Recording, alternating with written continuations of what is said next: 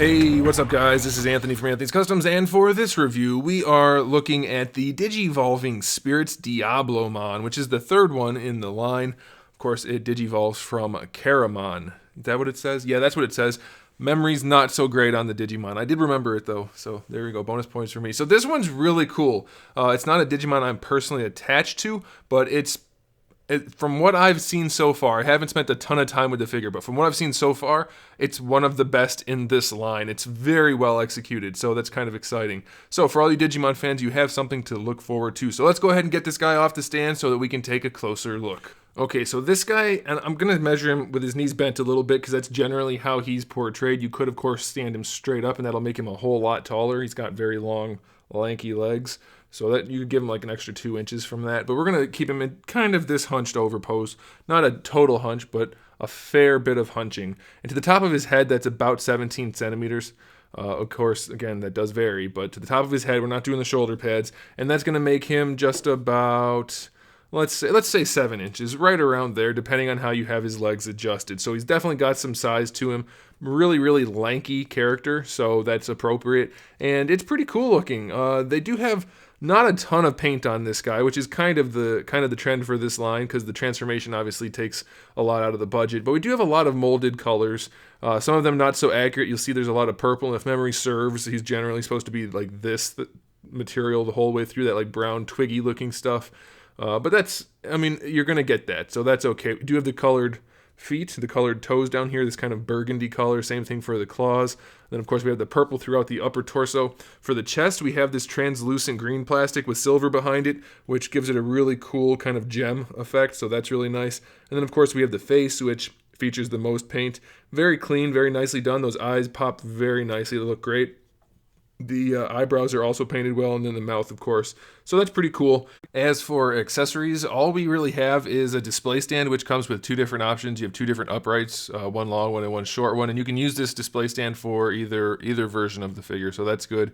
And then you do also get this little clock accessory, which is pretty well done. I mean, it's a little basic clock, but it's still well painted and well enough sculpted. So not much in the way of accessories, but I suppose that's enough. As far as articulation goes on this guy, some spots are great, some spots not so much. The head, you can't really do much to it. It kind of just wiggles. You're not really going to be posing the head very much at all. For the shoulders, you can see in there, we have a die cast on plastic ball peg, which is really nice.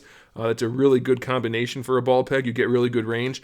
You can split this right here. So inside we have a little bit of kibble for the shoulder, but if you split that, you can raise the arm up, no problem. The shoulder pad doesn't really move at all, so that will be in the way some. So you can't raise the arm forward very far, but that's unfortunate because you have that really nice ball peg in there. You do get a bicep swivel though, double jointed elbow, so basically unlimited range there, and you can swivel at either of these spots also. So at the top of the elbow and at the bottom. And then also at the wrist, though you don't need to because you have a ball peg for the wrist as well. So the wrist has an incredible amount of range, not so much going like vertically, but every other direction is really nice. And then the fingers all have, are they all doubles? Yeah, they're all double ball pegs. I thought it might have just been the thumb at first. But yeah, really, really nice. So you can move the hands around better than almost any figure you'll find on the market. So that's pretty awesome. So that's really cool. The diaphragm or ab area, you get nothing. Nothing over there. Willy Wonka moment. For the hip, we have another die-cast ball peg, which is really good. And there's a little bit of die-cast mixed throughout also, but you get really good range out of the hip, so that's going anywhere you want. You do have a thigh swivel, double-jointed knee, again, basically unlimited range. You have a swivel at the top and bottom of the knee again, and then for the ankle, you have another swivel. If you want that there, you have that. Then you have the full range on that hinge. Tons of ankle range, and then you also have an ankle rocker. So if you can't pose this guy's legs the way you want them, it is your fault. Very, very nicely done, other than the torso and head. Of course, this is limited here, but what are you going to do? So it's really, really well executed for being a transforming figure that goes from something that looks absolutely nothing like this to something that looks like this. I think that's pretty darn good. So for this form, for Diablomon, it's definitely an awesome pickup. It's borderline action figure. Of course, we do have kibble here for the hands and then a little bit in the shoulders, but it is just basically a full-on action figure, and I doubt you're going to find one anywhere else. So this is probably a must-have for at least some of you Digimon fans. So this way, it's very, very nice. Very awesome. Now I'm going to go ahead and get him transformed, and then we'll review Caramon. Okay? So let me go do that. Alrighty, so we have this guy transformed, so we'll go ahead and do another height measurement. He's, let's say 6 3/4 to the top of the head, not counting the little antenna thingies, which makes him just about 17 centimeters, pretty close to that. And you have a whole lot less articulation on this mode. It still looks pretty good. I mean, it was clearly the focal point to get the other transformation to look better. But other than a little bit of kibble right here, and then of course the hands are still kind of kibbly, it's fairly solid. It's not anywhere near as appealing as the other version, so I would definitely recommend you get it for that particular Digimon. But this one's still not bad. You still have all the same arm articulation, essentially. The same thing for the wrist. As far as the fingers go, if you want to call them fingers, we just have a couple of flaps over here. You do have a thumb, though, which actually has a hinge in it and a ball peg, if I can get to it. There we go. You can see it a little bit there. You have the thumb. So that's okay. We have nice paint jobs on the tops of the hands, and then the whole face area is painted pretty well. This chest piece definitely could be a little bit cleaner. You can see a little bit of yellow bleeding through onto the purple, but it's not too bad. So it's a little basic, but that's okay. The head doesn't move. You do get a waist twist this time, so that's nice.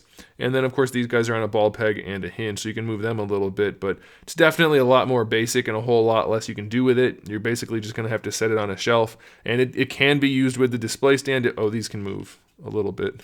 Can't they? Oh, yeah, they just move up and down a little bit, so you're not going to really get much out of that. So, yeah, you can use it on the display stand, or it'll hold its own weight. I mean, it's fine. And you can stand it on its own in the other mode too, so it's fine. Yeah, it's a really solid piece. I think it's objectively the best one, probably. This mode looks pretty solid, and it's still very substantial in size, and then the other mode's even better, so I'd have to recommend it. If you are into this line, which I'm guessing you are, otherwise you wouldn't be watching this, then this is one you want to pick up, unless you don't like this Digimon for some reason. This is probably the best one so far. Agumon was okay, but you had the big Agumon head for War Greymon, and this one doesn't have that. This has very little kibble, and the kibble is actually kibble. It's not body parts other than these fingers here. So, yeah, it's definitely pretty good, so I think you guys should check it out. Thanks for watching, guys. Make sure you subscribe to the channel. I have new videos up every single day. We talk about action figures, movies, TV shows, video games, all kinds of fun stuff, so make sure you come back for that. Give the video a thumbs up if you liked it, and in the meantime, keep collecting.